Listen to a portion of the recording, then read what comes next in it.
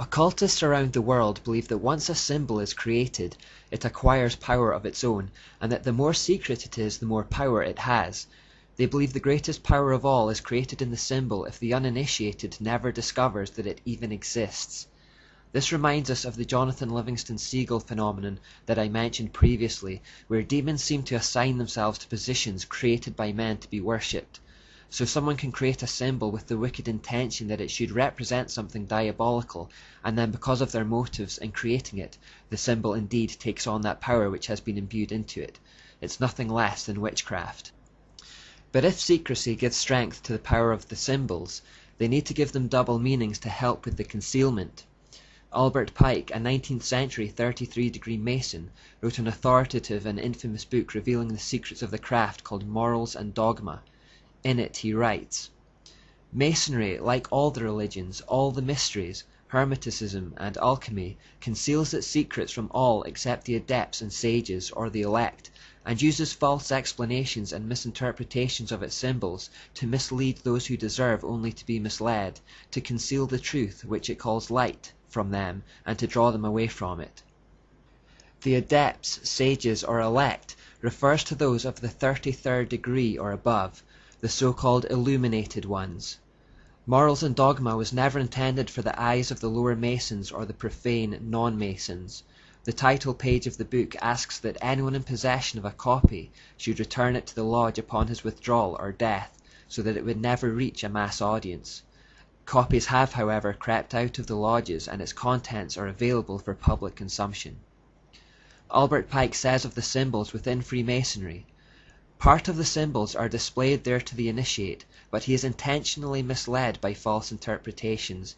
It is not intended that he shall understand them, but it is intended that he shall imagine he understands them." He then goes on to say, "There must always be a commonplace interpretation for the mass of initiates of the symbols that are eloquent to the adepts." Here Pike clearly outlines that every occult symbol Freemasons use should have a false public meaning in order to keep the true darker meaning hidden. When non-Masons or even lower-level Freemasons ask about doctrines or rituals, they will be misdirected with the false interpretation so as to keep them from the diabolical truth. It is only as they advance and prove themselves at the lower levels that the truth is gradually revealed to them. Like we have consistently seen, this system of double meanings is the very definition of the occult, dark ideas and meanings concealed in full view through allegory and symbolism. With this in mind, take a look at this picture from the Grand Lodge of North Carolina. You should now be quite adept at interpreting these symbols.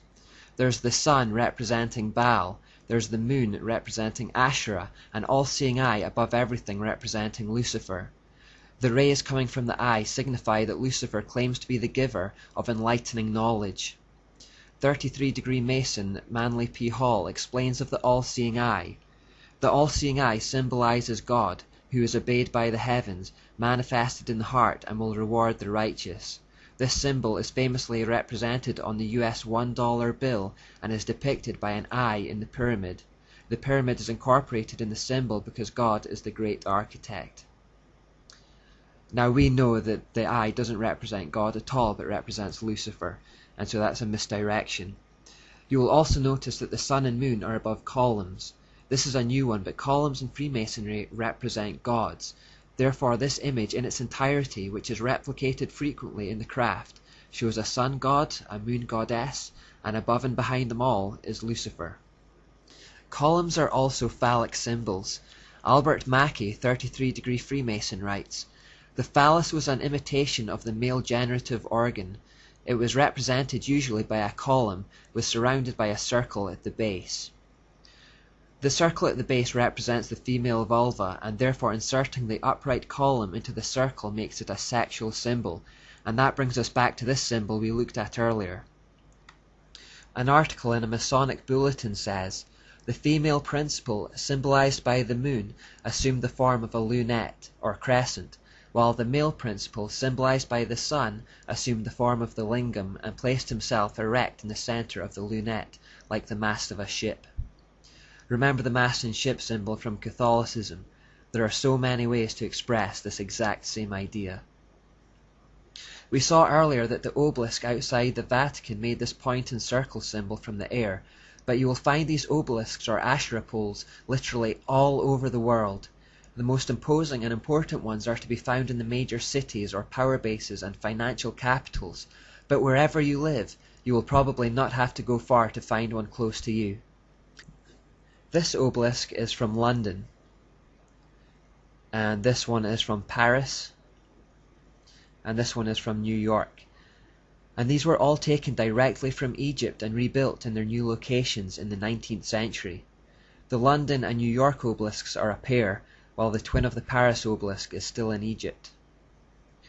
You'll find them on every continent, in democracies and autocracies, in nations of all political persuasions. You'll find them in major capitals, in financial centres, and probably near seats of government and power, but also in the furthest flung and most remote areas of a country. You'll find them in your local parks, in your local graveyards.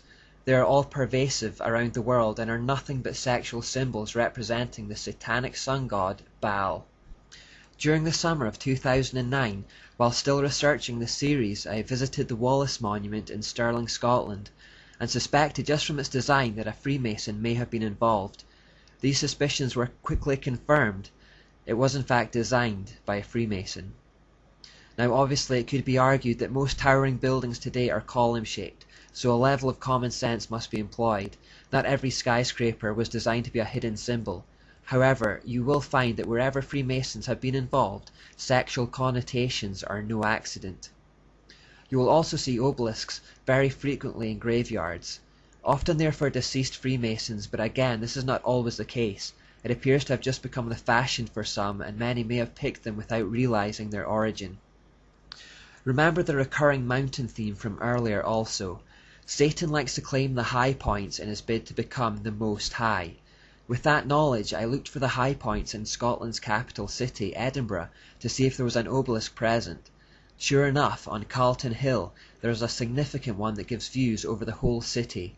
Notably, it is within easy view of the Scottish Parliament, the castle, and other traditional strongholds of power. As the King of Tyre wants to control the Prince of Tyre, the human governors and rulers, you will often find this symbolism within range of governmental buildings or financial centres.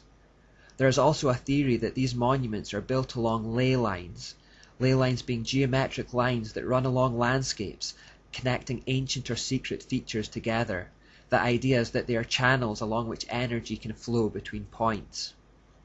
It might be an interesting experiment if you were to find the high points within your own area and check for obelisks.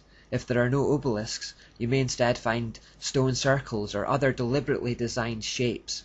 Alternatively, look for the seats of power, influence, and financial centres, then check for any obelisks or occult symbols that are overlooking those buildings. Perhaps survey the geometry, degrees and angles at which the obelisk stands to those buildings. You may see physical evidence of satanic influence over government leaders in this way. I know for sure that the local high point in my town often has a stone circle made out of rocks, and if you move them and go back later, they'll have been rearranged back into a stone circle again. Have a look and see what you find.